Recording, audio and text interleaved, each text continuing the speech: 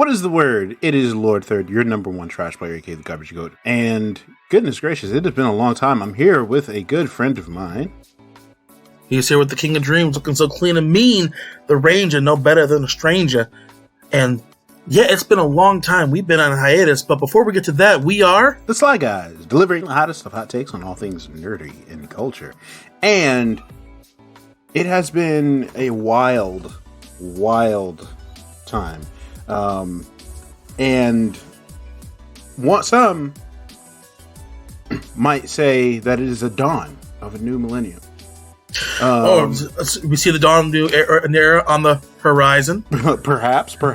Oh but my gosh! Be careful, because we don't want to go into anywhere that is forbidden. Especially out west. That's right, folks. We were talking about Horizon Forbidden West. Now, you guys, we're probably here, a few episodes ago, during one of our summer episodes. King had some pretty choice words to say, in regards to any game that was not Horizon. For those that don't remember, let me just say this. Horizon Zero Dawn won Game of the Year. All right? and everyone was just on the D of, Link, Open Sky or Open Die or, that trash. Really? I'm not saying it was a terrible game. Really? I'm not saying it was a terrible game. I'm just saying that Horizon Zero Dawn should have won that competition. Now, that being said, everyone knows, if you didn't pick up on this, I have very strong feelings about this series. Okay? This has been, for me, a game changer as far as the open world genre. And Guerrilla Games has done a phenomenal job with very creative enemies, weaponry, and a phenomenal story. Horizon Zero Dawn was, for me, just the pinnacle of storytelling for that age. Now, for people who are just like, oh my gosh, you just read a book. I do read occasionally. Point is that this was one of the better games I had played in a long time. Okay. Fast forward to last year's summer episode when they did the announcements. I nearly creamed my pants seeing Aloy again and seeing the gameplay footage that Horizon Forbidden West was coming out this February. I was ecstatic, to say the least, and I was very vocal about my excitement. And I have to say, I was not disappointed. Now, I'm not saying this game would be Game of the Year. There's plenty more games, but we're going to talk about it today, and I got to tell you people, oh my gosh, what a ride. Where do we even start with this? That is a good question. That is a good question. So in the interest of time, I've got some questions that I want to ask specifically in regards to your experience playing it.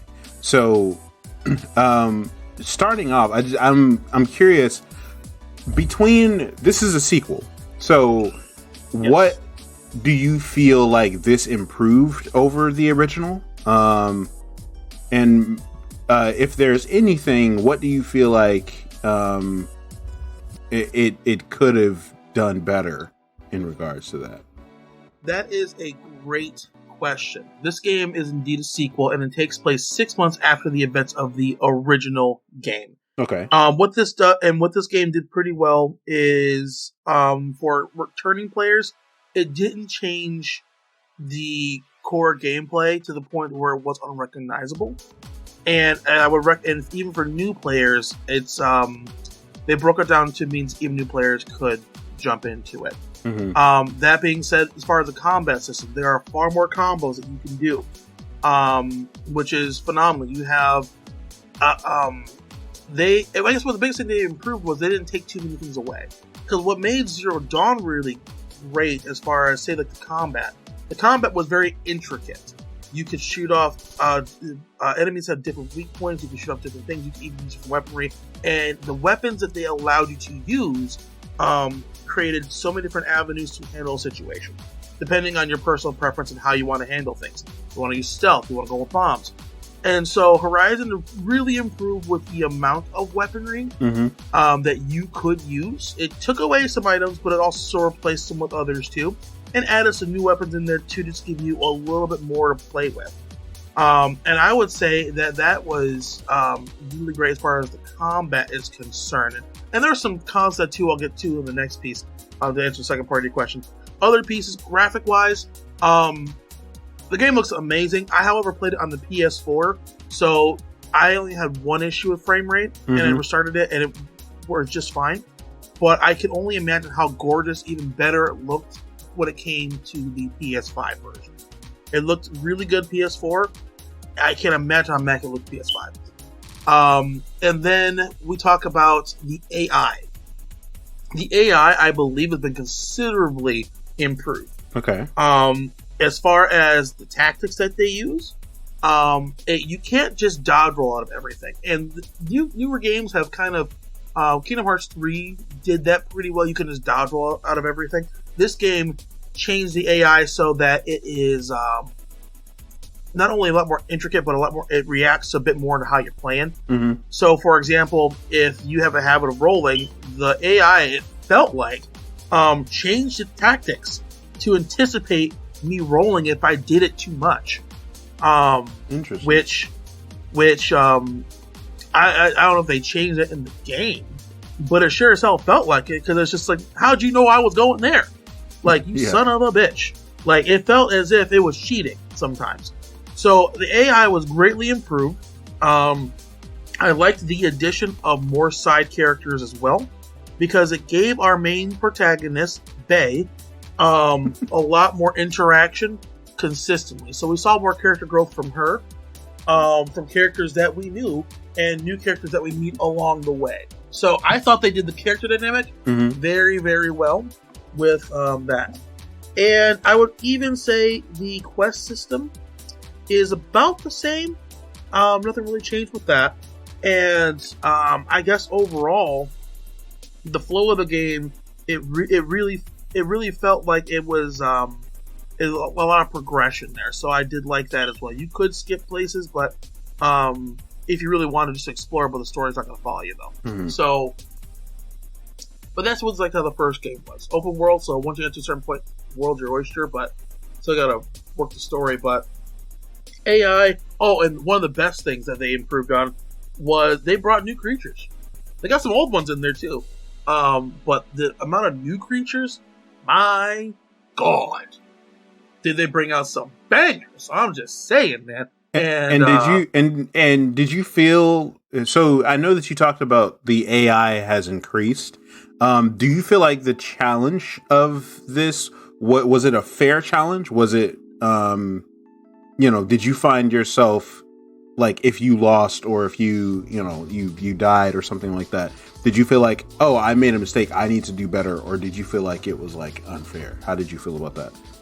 There was only one boss I felt it was unfair, and I questioned if it was because of how the game was running on a PS4 versus a PS5.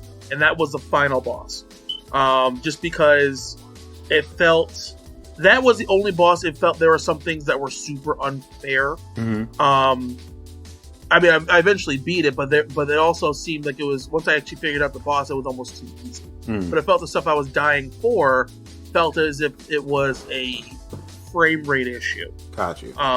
Just because, drinking up, there are parts where you can drink a potion, and there's a frame before you can move, but the potion still takes effect. That stopping or getting stuck on different obstacles during that boss fight in particular. That was the only one. All the other boss fights, or not even just boss fights, all the other fights, if I died, it was my fault, and they made the challenge a lot more fun. I played it on normal. I am now going to my second playthrough, going to be very hard. Okay. And it's very, very balanced. The thing is, because of the weapons that are available and all the things you can do, even on very hard, once you get the right weapons, like Ice, for example, is still super OP. You can handle most situations, and that's what the game gives you. It gives you options to handle even the stuff that's even harder. So everything feels fair, especially when you die. Yeah. I mean, like, yeah, are you pissed off that you got hit from the back from a raging bull that, just came out of nowhere? Yeah, but you probably should scout the area first, knowing there's multiple enemies going around and you need to keep tabs on everything that's going on. Yeah. Are you pissed off that this ambush came out of nowhere and you got shot in the head? Yeah, but they also warned you before you went on the quest that these are out here. You need to keep an eye out for them. Yeah. I think that's good, because I think that sometimes that is an issue that you often find yourself in, is that's the difficult thing about, no pun intended, trying to determine what the difficulty is, or what it should be, what the challenge should be. Because I think, a lot of people talk about like Dark Souls, or, those types of games, like Souls-like games, where, it's about, the difficulty is about like learning patterns and being able to react in the right ways. Monster Hunter is very similar. Yep. It's like, if you know the pattern, you can do it well, and it's very rewarding once you put in the time to learn the pattern and really learn the game. And I think 100%. And that's one of the big things when it comes to creating a good difficulty curve is establishing that you can, the challenge of the game comes from learning the game, and there's some reaction to it, of course, and like there's some like being able to aim properly and things like that, but ultimately the challenge is going to come from you really putting in the time to learn the game, learn the enemies and things like that. Right, and like you said, I completely agree. Like Monster Hunter, once you learn the pattern, it's on you. And I remember Nergigante? Yeah. I felt there was a boss that was like him, because there was a moment to where there was a moment where we talked about this, when he does his supercharge, fly up, and it's one hit kill move. There's a dinosaur in particular that has something similar to that, and if you get hit, you're dead. Yeah. But like you have to time it just right to dodge it. If you don't dodge it correctly, you die. And there was a creature on there that, actually I'd say 3 of them, that had a move that would do that. And as much as we cursed and just hated the world, we knew, yeah, fuck this boss.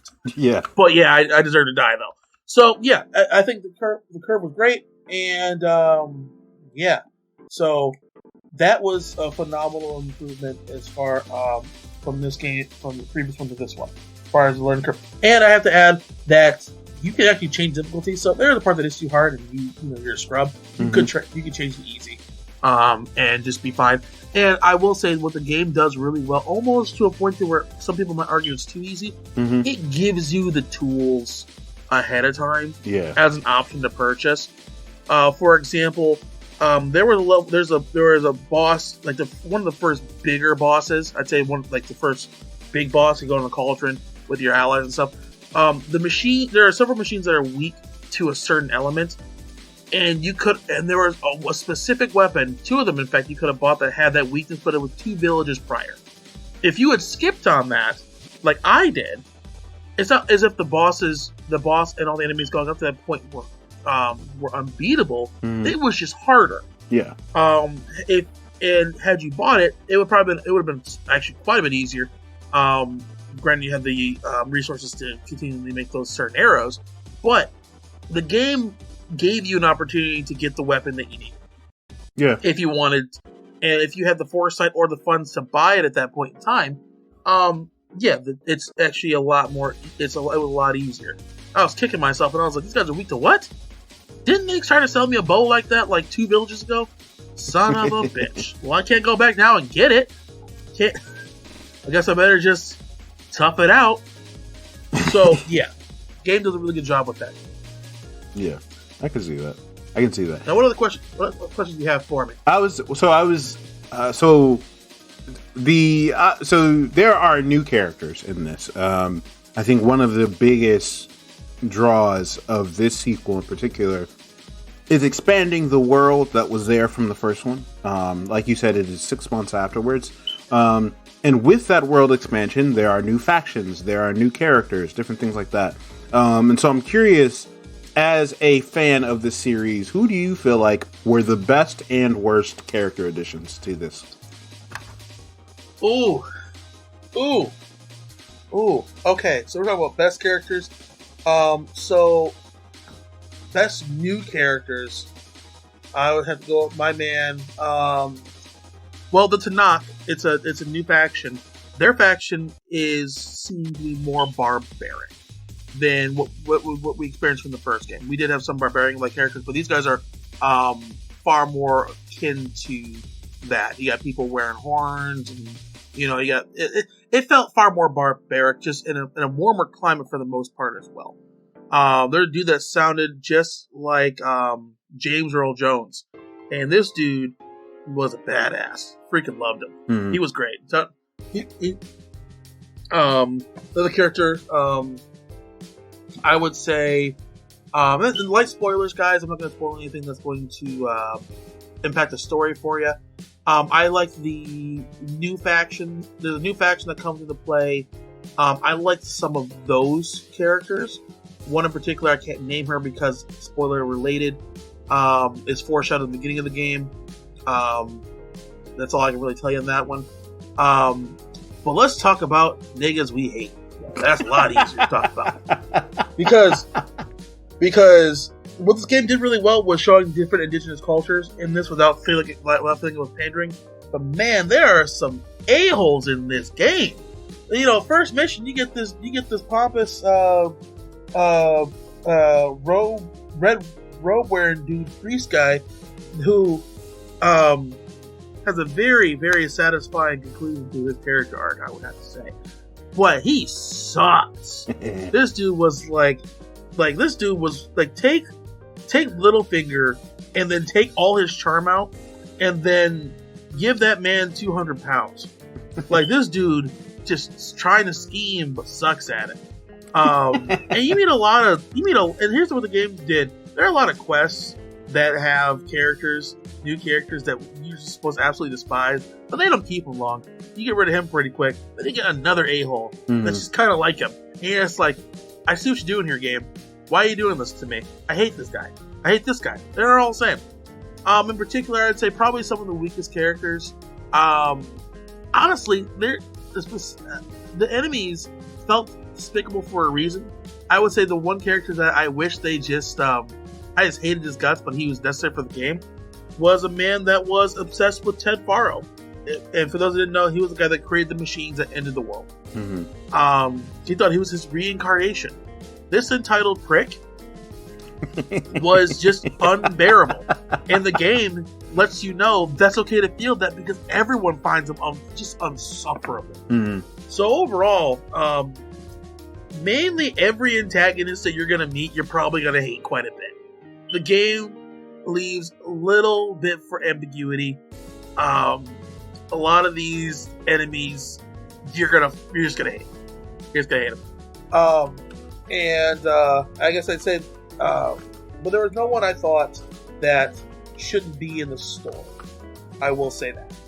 And it felt as there was really no dead weight when it comes to the characters. Good. Yeah, I think that's often you see that a lot in sequels, where they will add characters that don't really serve the story well, or they try and recreate a character from the first game, but it's but they put a different suit on them, basically. And I was afraid they're going to do that. And I do want to point out one character, because I think Aurelian did a good job, because this dude, Vallard, he's from the first game, and I thought they were going to give him the Finn treatment. Because him and Aloy seemed to have a platonic relationship, but they kind of hinted that he is very invested into her. We don't know that because he's inspired. We don't know. I mean, we all shipped them together because the first game we're just like, yeah, she needs somebody. This game, they took that out real quick, and in a respectful way, because like Finn in Star Wars, they just said, yeah, we can't really have Finn go be with Ray because China doesn't like interracial couples, and turns out America doesn't really like that either. So we're just going to give Finn a new love interest, and we're also going to have him not be interested in her at any capacity. So, because we really can't have black on black love either. So, sorry, Finn, you're just going to be in the background. And not just figuratively, literally, because you look at that poster, China, they put they scaled Finn's image in the trailer in the poster to like 10% of the original size and put him behind a stormtrooper.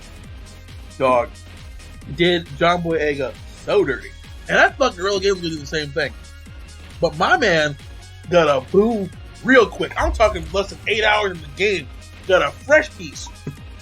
And she not only digging on him, like they into each other, so he's not even chasing Aloy. He's like, Aloy, we just platonic, don't even worry about it. And I was just like, thank you, game. You gave me the fan service I didn't even know I wanted. I didn't want my man to be sitting here simping for Aloy not getting, returning any sort of affection. They just said, we ain't gonna have that conversation. You got this guy to get laid, we got him laid. It's like, it's not even a problem. It's not even gonna be a problem. And Aloy didn't have to compromise her character in any way. She did nothing. And so, I'm like, this is how you handle that anti-ship whatever. If your character is trying to ship, this is how you handle it. You give them something else, you keep their relationship platonic, you don't compromise your previous character, because they didn't just throw Aloy some love interest to throw him out and compromise her character, because she ain't got no time for no man. We find out real quick, and the devs did a good job in the beginning, saying like, because there's a dude that was like, that was in the very beginning of the game that was like, hey, maybe you can come back to the village and we can really get to know each other properly. And one of the responses is like, well, all the responses are the same, but different ways. You can be a real bitch about it, or you can be real nice about it. But essentially, her answer is, I got no time for no man. Well, it's ended in like 6 months, and I don't got time for you, man. Like, and that's the end of it. I will say one thing that I wish the developers did, because it's the problem with the first game. You have some choices that you get in the game. You can respond with force, intellect, and there's some other options. And no matter how you answer, it doesn't change anything pertaining to the game. Okay. And so in the first game, that was a problem because it set up the idea that some of these choices matter and bonuses maybe later. Mm-hmm. But it turns out that it didn't. They kept that same structure for some of the answers, with still keep having the same problem that it means nothing in the overall story. Right.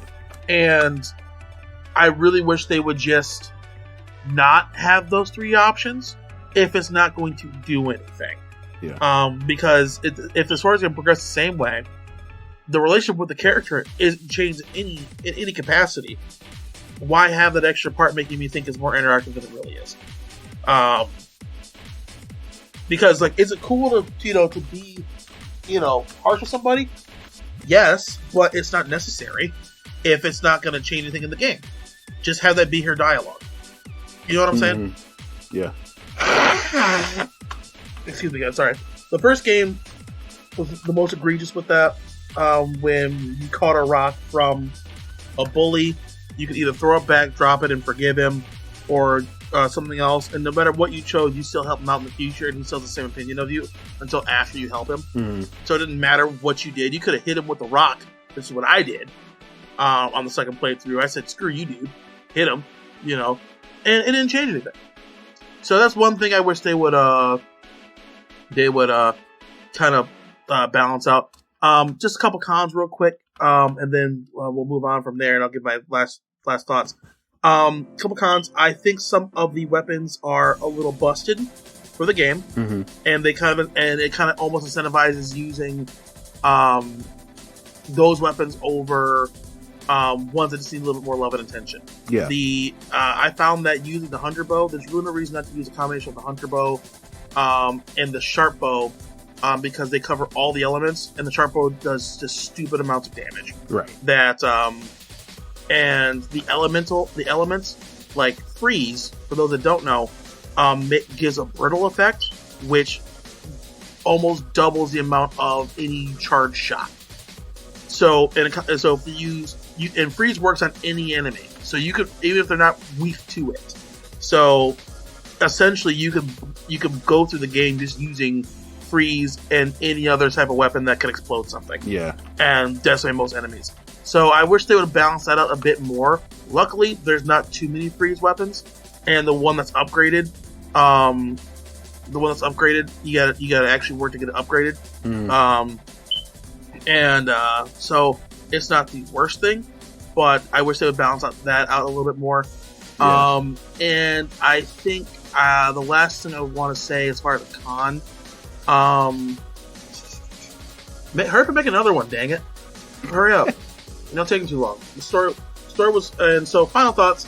I think this was what a sequel is supposed to be. It builds on the first game. Everything was foreshadowed. Mm-hmm. Nothing felt like an asshole. Characters were consistent from game 1 to game 2 with their motivations. The new characters they brought on, though the NPCs in your party didn't change too much of the game, they also gave you hints for the story. Mm-hmm. I thought the enemies were really well done. The new weapons that are available and some of the new combat mechanics were a great addition. It's everything a sequel is. It's the same game, but better. And I would have to praise the story because I didn't know where they were going with that after the first one. And nothing felt like an asshole. It was internally consistent, which is really hard for a game. But what I'm assuming is they wrote this whole thing out already. Yeah. Now, with that being said, the mystery is not as groundbreaking as the first game, because the first game, you're being introduced to the world, everything's new. But in this one, since it's a sequel, some of the moments are not nearly as hard-hitting. It's because we already have the initial shock of the world ending, what's going to happen after that. The twists are phenomenal, but it didn't hit me as hard as Zero Dawn, but because it's a different scale. That's fair. Everything's still relevant, but it's hard to beat finding out you're coming back from a dead planet and everything that happened to lead up to that. Kind of hard to top that, but they didn't. And I wouldn't say they didn't top it, but it was a lateral move. It was just as good, story-wise. Storytelling was still on point.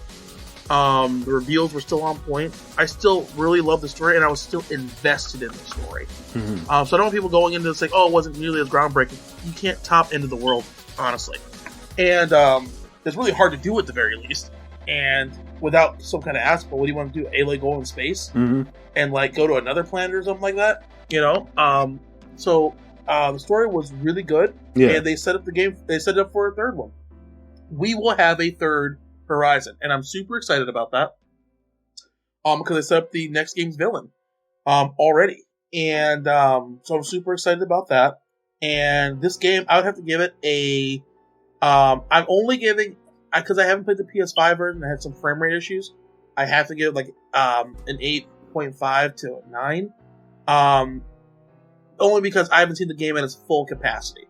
I don't know if the game is smoother than PS5 because it's got a higher whatever, or if it just runs a little differently. Yeah. But the game was damn near perfect. It was damn near perfect to me. Besides some of the balancing issues, honestly, guys, I highly recommend this game. It was fantastic, and I can't speak high enough about it. I say, if you haven't played it already, what are you doing with your life? Get out of your mother's basement, go purchase it. Heck, you don't even leave your mom's basement. Just download the game. Do it. Right now. Pause this. Go download it. Come on back. Well, that's funny because speaking of mother's basement, we're actually, that's a perfect transition to our next topic. Is it though? The Batman. Yes. That's literally who what Bruce Wayne does as Batman. He's in his parents' basement, building gadgets and stuff, and then going up and beating mentally ill people up on the street. No, The Batman. Oh my gosh. Starring Robert Pattinson and Zoe Kravitz. is hitting theaters this week. As we are recording this, and so we have not seen the movie yet, so we can't really give thoughts on the movie. But we thought it would be interesting. We will anyway. Oh, we will. I mean, we will once we see it. But we thought it would be particularly interesting. It brought up the question of which live action portrayal of Batman have we enjoyed the most. Now, this is a bit of a loaded question because, like most superheroes, you know, some people can portray the alter ego well while portraying the superhero well, or a superhero poorly, or vice versa. And so in our list, we've actually divided it into who we believe have played Bruce Wayne better, and which actors have played Batman better. And now that being said as well, some of these might correlate. So, like, for example, you might think the Bruce Wayne might rank the same as the Batman. They don't have to be different. So for those that might be thinking, that was the same ranking, yeah, because I believe they played it equally as well Batman as they did with Bruce Wayne. Right. As we go on our list here. You want to give them the candidates. Mm-hmm. The people that we're working with for context. Yes. So so here our criterion is this: is that it has to have been a feature-length movie. So we're not taking into account like Bruce Wayne from Gotham or any of the animated voices, because it is especially not Batgirl. We're not going to get into that, but no, we're not doing voice actors. So Lego Batman does not count. And none of the none of the animated series or none of the recent Justice League movies count either. So with that being said, so you won't be hearing about Kevin Conroy or what's his name? Something Bader or something like that. The guy who voiced him in Harley Quinn. Whatever. You won't be hearing about them. So we are going to be judging the 6 men who have portrayed Batman in feature films throughout the years. And that would be Adam West in the 66 Batman film, which was based off of the TV series. Michael Keaton, who back in '89 portrayed him for 2 films, I believe. Val Kilmer, who portrayed him in Batman Forever. And George Clooney, who portrayed him in Batman and Robin. Christian Bale, who portrayed him in the Dark Knight trilogy. And Ben Affleck, who portrayed him in the DC Extended Universe, I think it was called, or whatever they tried to do, the alternate universe, the multiverse, the multiplex, the metaverse. I don't know. The pile of dog shit in my backyard. So those are our candidates: Adam West, Michael Keaton, Val Kilmer, George Clooney, Christian Bale, and Ben Affleck. We will not be judging. I think we'll voice some of our thoughts on Robert Pattinson at the end. I did not include him in the list because I have not seen his portrayal. I can give some thoughts about we can give some thoughts about his casting after we've run down our lists, but he will not be on the list. So we've got 6 spots. So let's run it through. So Bruce Wayne first. What's your ranking of Bruce Wayne portrayals? All right. So when we talk about Bruce Wayne is a billionaire playboy philanthropist. He's essentially Tony Stark, just amped up a little higher because he has to make this persona so people don't recognize him as Batman. Okay, so when I went at this list, I'm trying to see who really portrayed him, that persona, the best, but with class, because I believe Bruce Wayne's a classy dude. this guy's highly educated. This dude, highly educated. He's highly sophisticated. So I would say my number. Well, should I go highest, lowest, lowest, to highest? So sure, I'm going highest, lowest. I'm going highest, lowest. Sure. Yeah, go highest to lowest. So I would say my favorite Bruce Wayne representation. Well, actually, go lowest to highest, because that'll build the anticipation. There you go. Go okay, lowest build the anticipation. Yeah. All right. So this one was tough as far as like the worst Batman. So for me, as far as the worst, so I know people are gonna like hate me for this. I did not like Michael Keaton's Bruce Wayne. Okay. I did not. I felt watching him. He was very highly educated, but I didn't get that suave persona. I didn't see that portrayal of him. And don't get me wrong, I've watched that movie maybe twice in my entire lifetime, and I didn't rewatch his movies when making this one, based off pure memory. But this guy came off as a bit of a psycho to me, and I couldn't match this guy with the date. And I'm just like this guy comes off as a complete psycho. Now he did try to bang Catwoman in his movie, but that felt like, more of the script's doing, not because he was just so suave with the ladies. You know what I'm saying? Like, it was just like, he's just kind of here, right? Then we have, and this one was tough because this is spot number 5. I would say next would be, I hate to do it, but so Adam West was my next one, because the guy's just goofy, but he's charmingly goofy, and that's what the one was back then. But so I couldn't even give the one a fair praise, but I couldn't put him higher on the list because it was a different time back then, and this movie was different back then. They didn't take superhero movies seriously back then. So that charm and pizzazz isn't going to be there that I'm looking for. But I also could have put the lowest because at the same time, I didn't finish that freaking movie. And that wouldn't be fair. So he kind of just got 5th place by proxy. Wait, sorry. Which one was that? I missed that. Adam West. Okay. So I put him at 5. Okay. Next, I have Val Kilmer at number 4. And it's just because he's just meh. Meh as Bruce Wayne. Just I could see it. But he didn't wow me at all.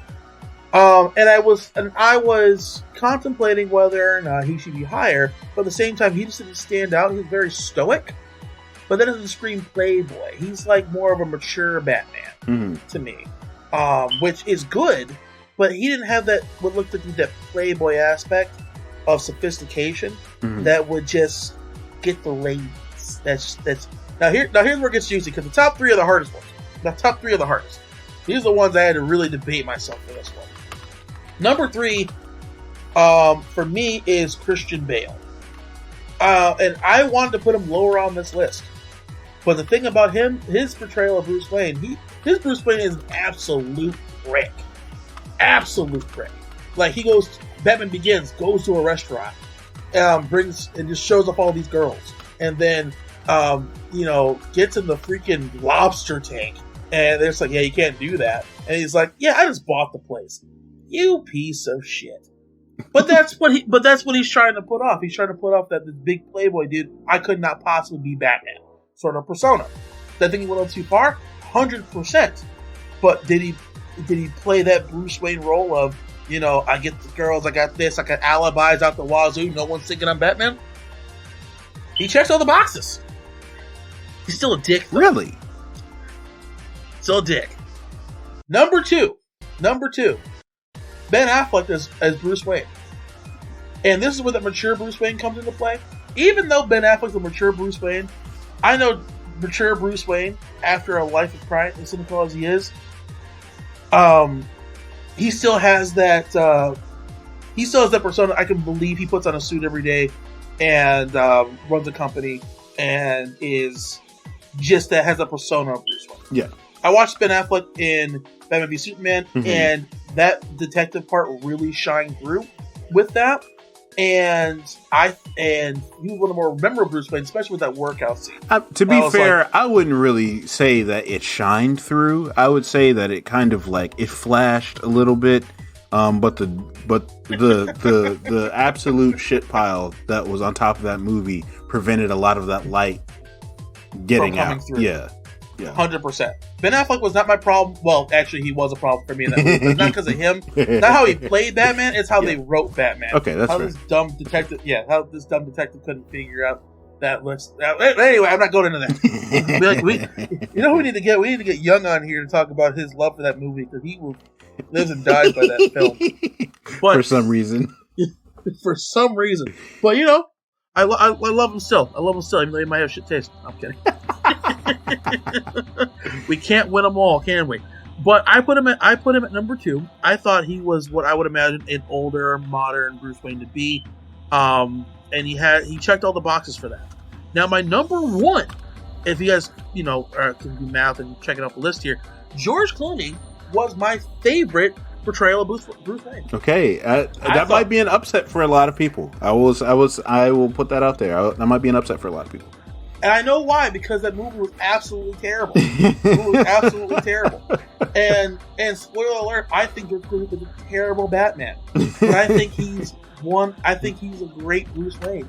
Here's why I think he's a great Bruce Wayne. Like, this dude, so suave, so much money. He steals your girl. What are you going to do about it? He's got influence. He walks into a business meeting. He closes the deal with a strong handshake, looks you right in the eye. And you don't even know. You just got sold. I can see him just going in there and actually not knowing what the heck is going on, but he can play the part. Whereas Christian Bale was an actual genius, George Clooney can bullshit his way out of a paper bag with his looks and charm, which is what was described as Bruce Wayne. He's not just smart, but he's also a good-looking, handsome guy. With all that money, you could afford all kinds of cosmetics. Right. George Clooney is the perfect rich billionaire playboy philanthropist I expect him to be. And honestly, if it wasn't for his roles in other movies where he's just a swab, like, for example, the Ocean movies, he might be lower on this list. Which might make me a little biased. Maybe a little bit. This guy is smooth as butter. If he took my girl right now, I couldn't even be mad about it because the guy is just that smooth. Now, if he told me I'm going to beat you up because I'm Batman, I'd laugh in his face. Mm-hmm. But if George Clooney walked to me and said, I own Wayne Enterprises, we do all this stuff, I'm internationally known, I do all this stuff, I'm a playboy, I do a lot of philanthropic work, I'm a nice guy, I'm easy on the eyes, and very smooth. I'd be just like, yeah, you are definitely Bruce Wayne. I do not see you dressing up like a bat at night and beating up people, which is to his detriment. He played that so well. He served the purpose of the Bruce Wayne persona. He's literally the last person I expect to be Batman, which is a good segue into my next part of the list. But I want to hear your list of Bruce Waynes. Yes. So my list, you'll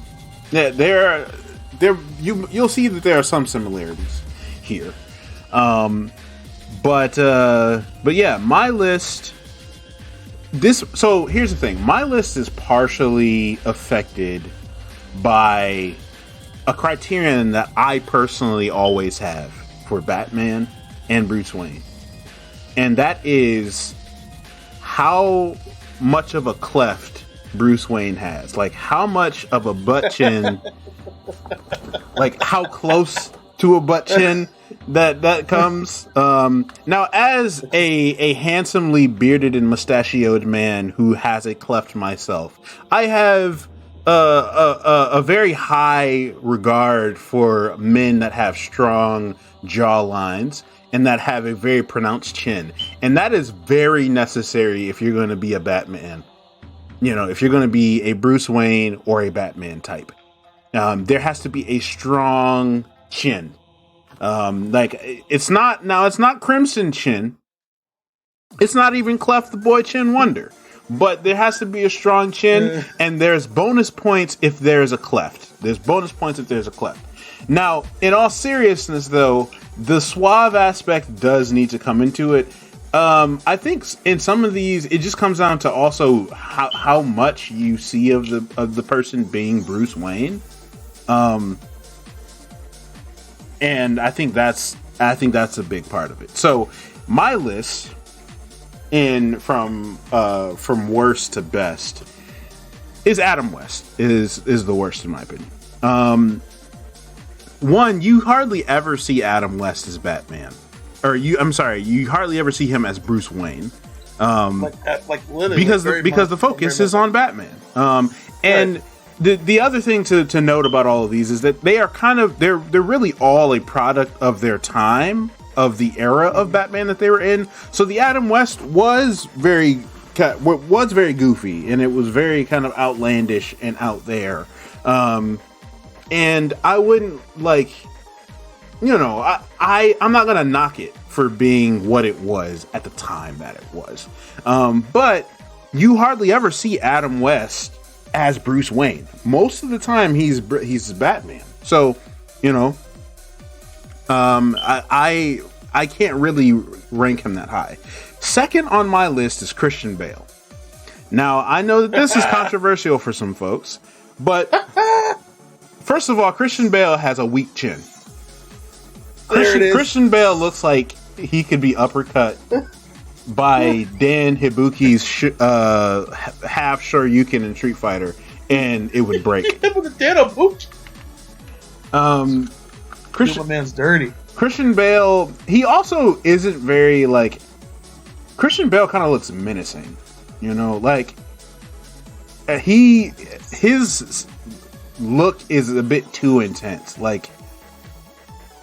He is not he doesn't play like Bruce Wayne well. In the situations where he is Bruce Wayne, I don't really get that suave from him. I feel like he's always serious, always about business. Even if Batman is calculating and about business, he at least puts on the show that he's there for the party. He's there to kind of connect with folks and all that jazz. I don't get that from Christian Bale. In any of those three movies, I don't get that from him. So it's funny that you say that. I would want someone to edit his at least scene with him in a suit from American Psycho into a Batman film and see if they can find and see if there's distinguishable difference that anyone can pick out. Right? Because that stare, you're absolutely correct. And I wouldn't be surprised if they didn't have enough footage with the Bruce Wayne scenes. And it's take that some scenes of him walking through the hallways from American Psycho. Will they know? Probably not. That stare is exactly the same. Yeah, it's who knows. Number 4 for me is Michael Keaton. Similar to kind of what you said, Michael Keaton, he does not really strike me as very similar to Christian Bale. It doesn't really strike me as very suave. He doesn't have any good lines as Bruce Wayne, really. And you don't really see a lot of him as Bruce Wayne outside of he talks to Catwoman, who was played by Michelle Pfeiffer, a couple times and things like that. And there's that whole relationship, but it is what it is. Third is Val Kilmer. So Val Kilmer is actually very the debonair, handsome type. Val Kilmer is actually the more meek of the Bruce Waynes out there, but there is a chill to Val Kilmer that I really respect. And he does have a strong chin. There it is. I need the chin test. That's what he has a strong chin. And then number 2. See, the thing about number 2 and 1 is that if I say number 2, you know who number 1 is. Number 2 is Ben Affleck. I almost put Ben Affleck at number 1 simply on his chin game alone.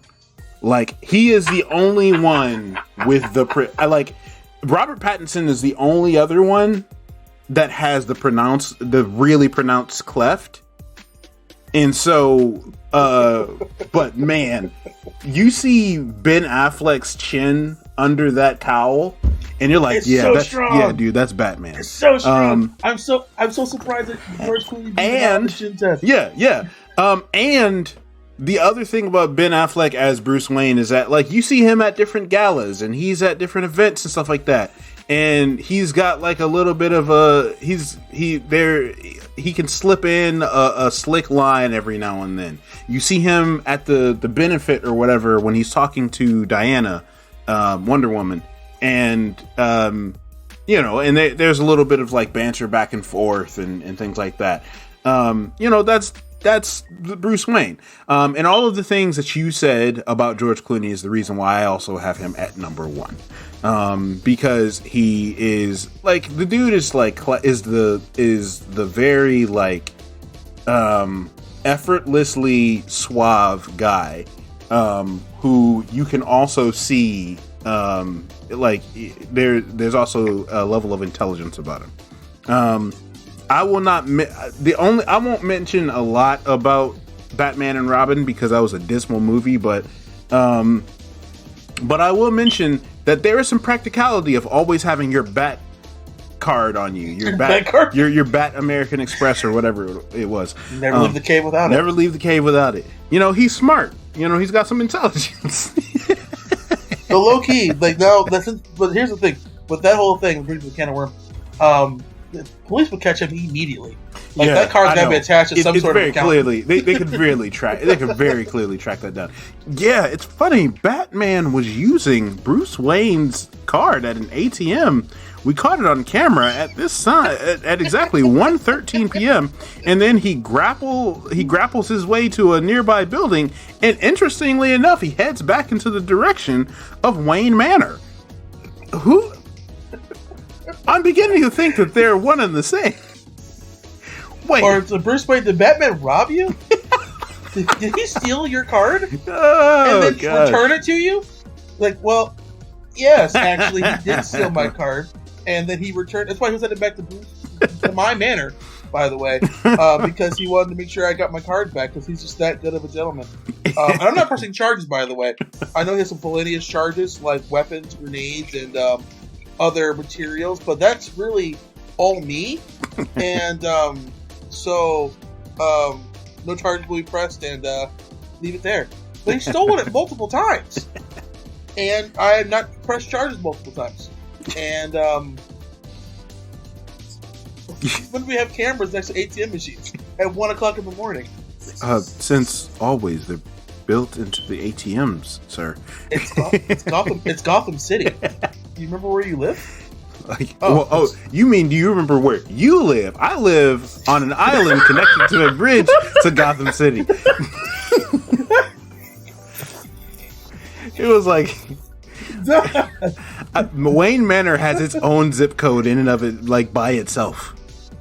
That's what kills me about the whole Bruce Wayne, like being a member of the city and everything. Right. Like, man, you ain't a part of our city. Like, we out here starving. You got a butler. Yeah, he has a butler. He's connected to Gotham City by a bridge. Right. Like, you don't experience our crime. Gotham City's a great place. To you. Like, I don't know who lives in Gotham City. I don't know who chooses to live in Gotham City, and like voluntarily, and right. Especially if you watch Batman v Superman, Metropolis is across the river. Bro, so if you go by, like I know people are always like, yeah, well, the cost of moving out, bro. The cost of not moving out of Gotham City is your life, so you might as well just do it, bro.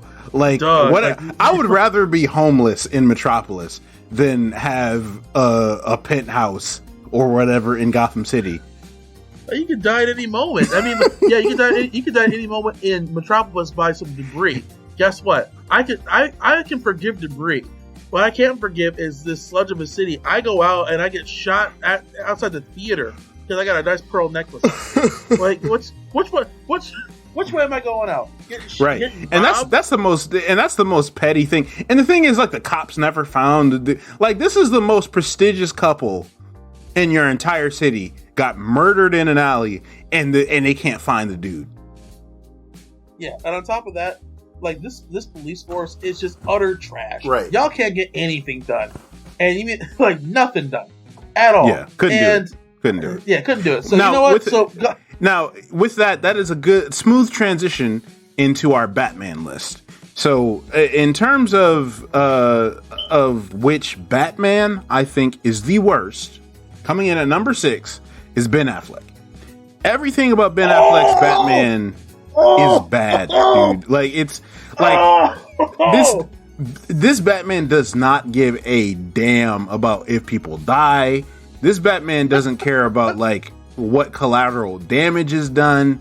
Like, I know that like Batman in general tends to be destructive, like when he's like chasing maniacs with bombs and stuff throughout the city. But Ben Affleck will like the Ben Affleck Batman, like you see them die on camera, right? Look, and real quick, for those that don't say that they died, they are at least paralyzed or in a coma for the rest of their life, and they might as well be dead. Right. Because I remember that scene when he had to do with the box, with that big old storage container in the head with a grappling gun. That dude died. Bro, you want to talk about like CTE from like football, like playing football and stuff like that? Bro, if you're a criminal, like, I don't know, I feel like that should be the biggest deterrent to doing crime in Gotham, is the fact that you might get like soft tissue damage from simply existing when Batman is around. Like, this dude will like hit you in the head, and these are just regular humans too, right? Like, this isn't him fighting Bane or Dr. Freeze or the Joker. This is him just fighting regular goons. He will take a shipment crate full of bricks and then just like swing it across the room and hit you in the head. Bruh, you're done. Bruh, you're done. All those goons in there. And all because you was trying to get a couple extra bucks working at the dock. No. Nope. Nah. And you might be a piece of crap.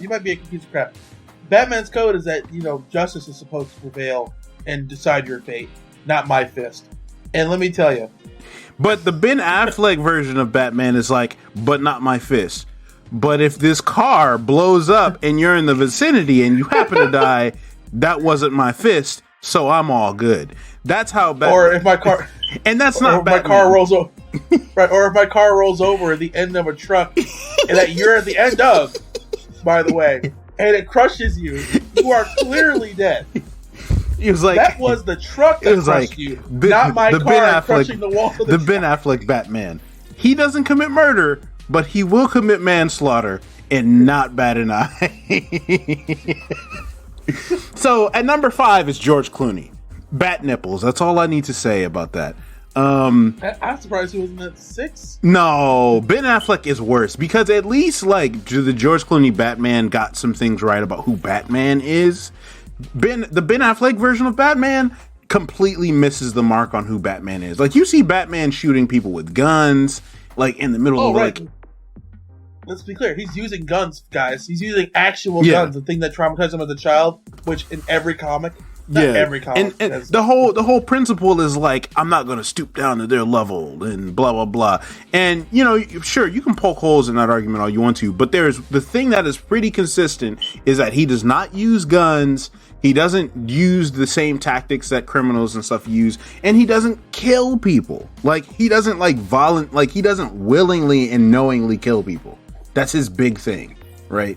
And that's just like whole shtick. Yeah, and that's like, if you could think of like the 3 traits of like any superhero, and I ask you to think of the traits of Batman, the big thing is he doesn't shoot people, he doesn't kill people, right? He believes in justice. So like, you go to jail, you pay your crime, you pay for the crime, right? You get due process. Right, that's his whole thing.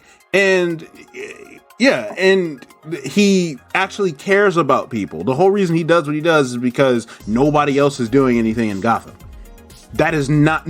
None of those 3 things really exist. You kind of see it, but when you do see the Ben Affleck as Bruce Wayne caring about a child, it's when he's in Metropolis.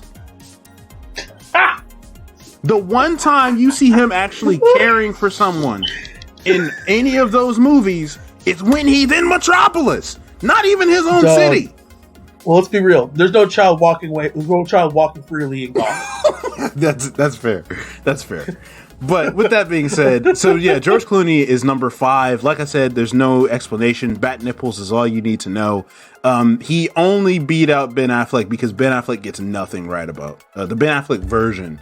I'm not going to say it's Ben Affleck's fault because I think he could have been a good Batman. I think Zack Snyder just sucks ass at writing like the DC characters. But well, I mean, it's like, let's be clear. Zack Snyder, and I quote, Batman goes to jail.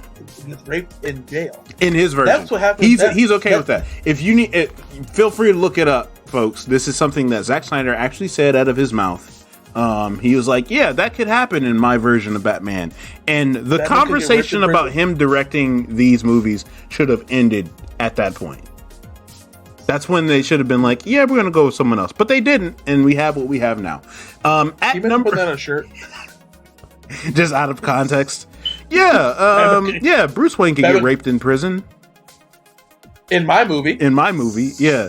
I'm like, guess who said that? Okay, number 4, Val Kilmer. Val Kilmer, like I said, Val Kilmer is kind of like a softer guy. So I don't really see him as such. His chin game is pretty weak too in the suit. Like I think he has the stronger chin of the Adam West, Christian Bale, and Michael Keaton, but especially in Bruce Wayne. But when it really becomes important when you see him as Batman, and he definitely doesn't have it. So, and then Michael Keaton is number 3 for me as Batman because he takes that intensity. And I think he fits it really well in Batman. I think it was written really well in that original Batman. And keep in mind, that was like the first, outside of the 66 Batman, that was like the first feature-length film in years. I think it was 33 years between the 66 Batman, or 23 years. Yeah, 23 years, because it was 89. And I think he did that well. I think he did it well. Number 2 is Adam West. Now, you got to hear me out on this one. Like I said, all of these Batmen are a product of their time, of the Batman that was there at the time. And Adam West portrays that 60s era Batman perfectly. It's kind of like goofy, super outlandish, and campy.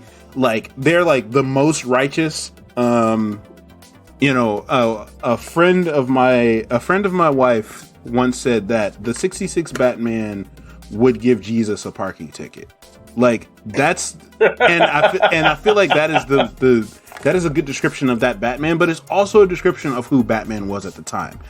Is a very righteous, law-driven type person, and justice is justice, right is right, and I will uphold it. But I'm also super campy and super goofy.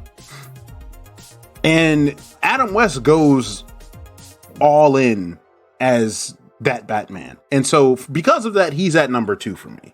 And number 1 for Batman, I would say, is Christian Bale. Because I think that portrayal of Batman, and I think that perception of wanting to see, really trusting in the system. I think the strongest part of the second movie, The Dark Knight Rises, or which one is The Dark Knight? The strongest part of The Dark Knight is the real heartbreak he has once Harvey has become Two-Face, because he really believed that the system was changing, that here was this man who was going to do what was right for Gotham, and he has been corrupted, he has been tainted, he has been twisted, and that struggle as Batman was real. And that's at the heart of Batman, and that tragedy mixed with the desire for things to be better. He was Batman out of necessity, and I think that is what Batman is, kind of in essence, right? Bruce sees Batman as a necessity to the current circumstances. I think that if Bruce found that someone else was able to do what Batman is able to do in a different way, in a better way, he would abstain from putting on the cowl, but he didn't. Well, that was like the whole thing when he was going to turn himself in, right. And trust Harvey Dent was because he wanted someone to do it in the right way, exactly. Instead of being criminals of every night, someone that fully trusts the justice system, puts them away by the law, by the book, and doesn't have to resort to doing things in the shadows. So yeah, excellent point. Yeah, so that's the reason why Christian Bale is number one for me. So let's hear it for you, King. What's your ranking? All right, so number 6, George Clooney's Batman is number 6 for me. Okay. And I understand what you're saying as far as the whole Ben Affleck thing. And here's why George Clooney still got the worst, even though Ben Affleck was his Batman was not representative Batman whatsoever. I have faith that if they wrote it better, Ben Affleck would have portrayed him the way he needed to. That's fair. And I would still believe it. That's fair. However, watching George Clooney, I don't care how good that writer was. I would never believe this man to be freaking Batman. If you gave me the Dark Knight script and I saw this man suit up, I wouldn't believe it. This man can steal your girl, but he can't take a punch. Like, I'm not seeing this man on the street beating up dudes. This guy is soft. This guy is a wine and dine kind of guy, not put his fist in your face kind of dude. Like bat nips aside. If I was to put him in the Dark Knight, Joker would have won immediately. I'm gonna find George Clooney's ass freaking intimidating. Hello, sir. Like, you know what I'm saying? Like, this dude is a literal trust fund kid as Batman. And, like, I felt Robin's frustration halfway through the movie. Like, dude, who the hell are you? I'm Batman. I can fold you like a chair right now, George. Come at me like that. So, as far as, like, Batman portrayals, I don't believe George Clooney portrayed to me as a night-fighting badass. And yes, the movie was campy, but we also had Val Kilmer and Michael Keaton play in similar suits. I mean, they add the nips to George Clooney's, I don't know why. But, like, I found those two far more intimidating than Clooney's. And that might have been, and that's part of the directing too. They made it super campy, super bright colors. But George also played into that. And just seeing him in other movies too, I just don't see him as that kind of rough, eye punch, criminals in the face at night kind of guy. Yeah. Only thing he's punching is that wine bottle. And pouring it in the glass as he wines and dines and makes love to your woman and gives her back to you the next day. And he's not my Batman, at least. Unless he's sleeping with a Joker. Unless the only way he beat Joker is if he slept with Harley Quinn and broke Joker psychologically and said. But the thing is, Joker doesn't care about Harley Quinn. That's the thing about him. Like he doesn't care.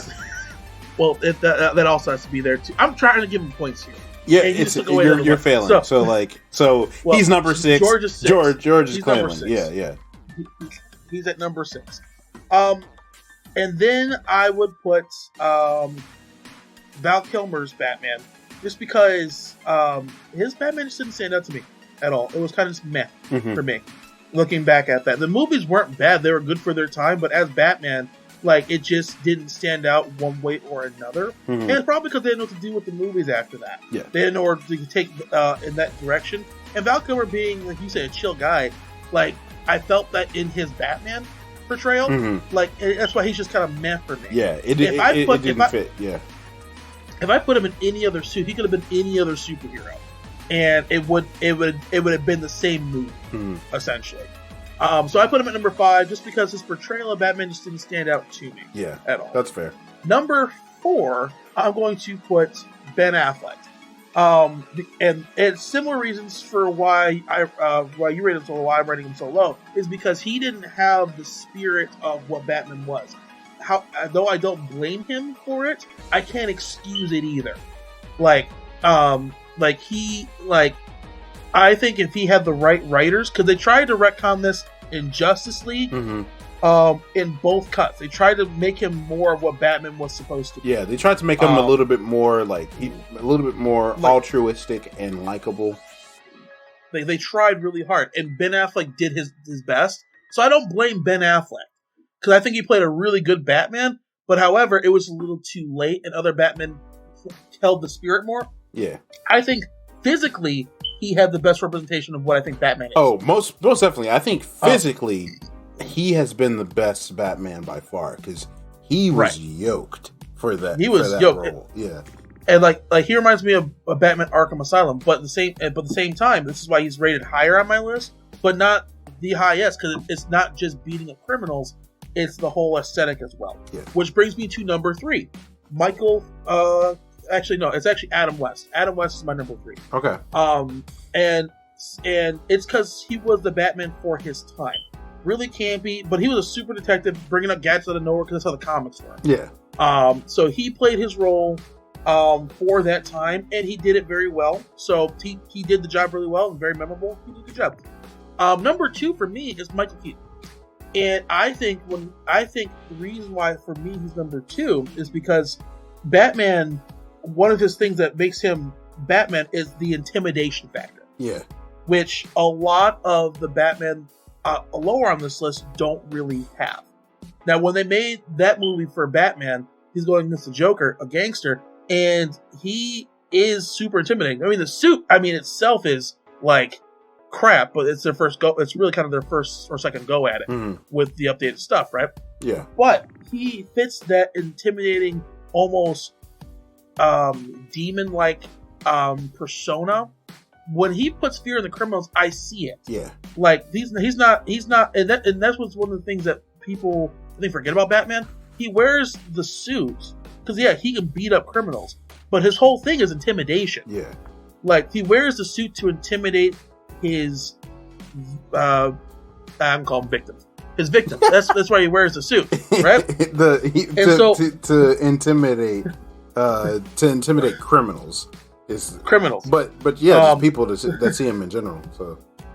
Right. So, so I think he played that part really well with the suit and how he carried himself. Because he was very much human in that movie. Yeah, he took hits, he took shots, but he kept getting back up, and people stopped fighting because they were afraid. Like even in that movie, he wasn't really considered to be the best fighter, but he didn't try to kill people. He was trying to do what I thought, at least in that era too, of Batman really respecting the cowl of intimidation. So that's why I have as number 2. Yeah. Number 1 for me as well is Christian Bale. A lot of the reasons that you said. I think that his Batman, and this is where like Michael Keaton, Val Kilmer walked so that Christian Bale could run. True. Because they took all the things that people didn't like about those movies and they adjusted. Mm-hmm. And you could see that. Like for example, when they were designing the suit, they wanted to make something that was intimidating, but actually was practical. Yeah. So, and they got that from watching Michael Keaton and Val Kilmer's. They had to turn their whole body because the head didn't freaking move. I mean, Val Kilmer's mask is plastic or rubber. I mean, and he had to rip the whole thing off. Like they even just do his whole face scene. But they changed that aspect, and then they got the intimidation factor. That's how Batman Begins is. Mm-hmm. We got the altruistic portion of it where he is a proponent of justice, so they have to go through a justice system, and he's all about life. So he checks all 3 of those boxes, and then he delivers when it comes to the being a tactician as well. Mm-hmm. And that's something that the rest of Batman, except Ben Affleck, have, and even Ben Affleck that argue doesn't, because he doesn't really do anything, I would say, super tactical. Mm-hmm. But he has all those elements. When I like games like, let's say, Arkham Asylum, when you have to be tactical while taking down opponents, Christian Bale's Batman has that, but he also can go hand to hand with that too. Yeah. And they set that up with the League of Shadows training. So like, I believe that was the best rendition of Batman because of all those factors, and it's really hard to top that. That's true. No one's come close. But they couldn't have without the mistakes that were made with the original Batman movies that Mike Keaton, Val Kilmer, and George Clooney starred in. Without their shortcomings in areas, they would not have made the adjustments in the Dark Knight trilogy for Christian Bale to really shine. And Christian Bale brought a lot to that character, but he also kept the core of Batman intact, Mm-hmm. which is why he's number 1 on my list. Okay. So we only have a couple more minutes. But I want to ask really quick, what are your thoughts on where you think Robert Pattinson will rank on the Bruce Batman spectrum? Well, that is a phenomenal question. I was so hoping you would ask that. So Robert Pattinson, he can play a lot of things.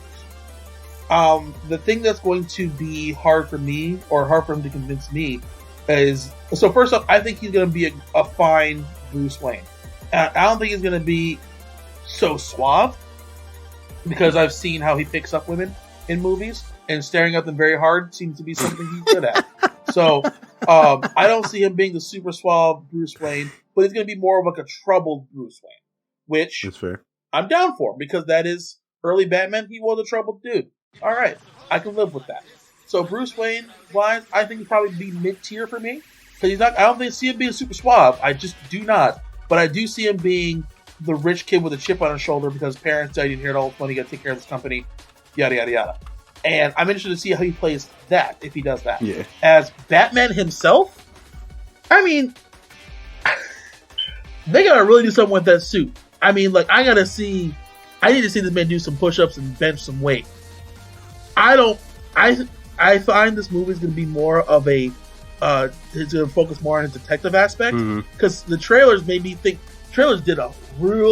worked real hard to make me believe that he could whoop some ass. That first trailer, we're just beating the crap out of that one criminal.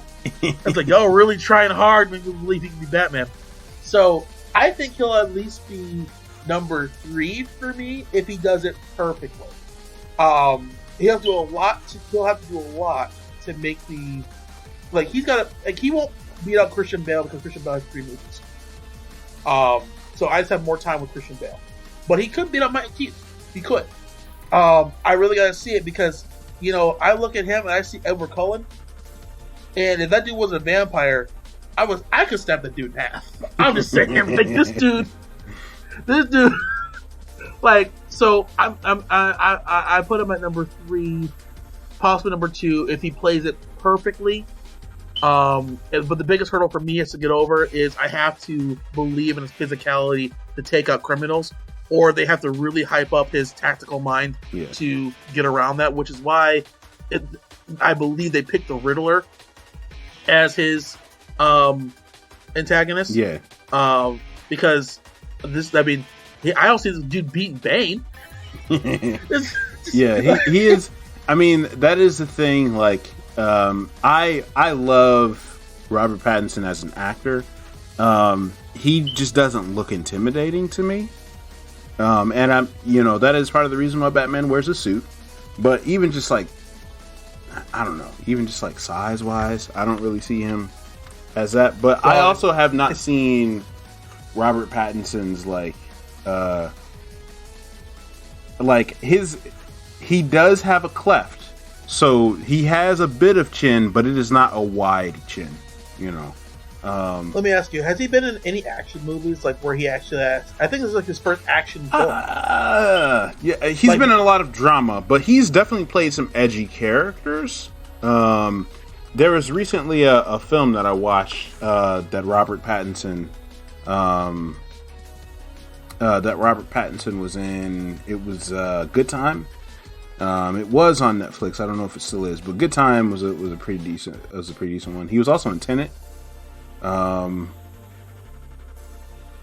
So I mean, those times, but like, and we already know about delusions. Delusions in your mind and in your heart.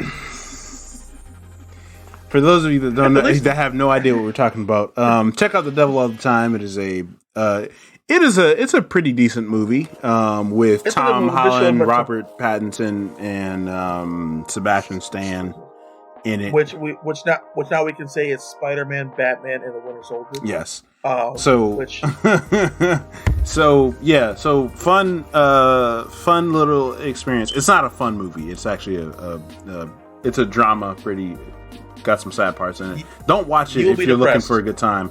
But you can look at Robert Pattinson's scene, particularly his preaching scene, and that is one of King and I's favorite movie lines of all time because of all time, baby. Like he has committed to this character, and this I am looking it up right now. It is absolutely hilarious. So, with that being said, I am Lord Third, your number one trash player, aka the Garbage Goat, aka Jackie's Bay, aka the dude that is definitely not going to be living in Gotham anytime soon because no matter how low the property value is.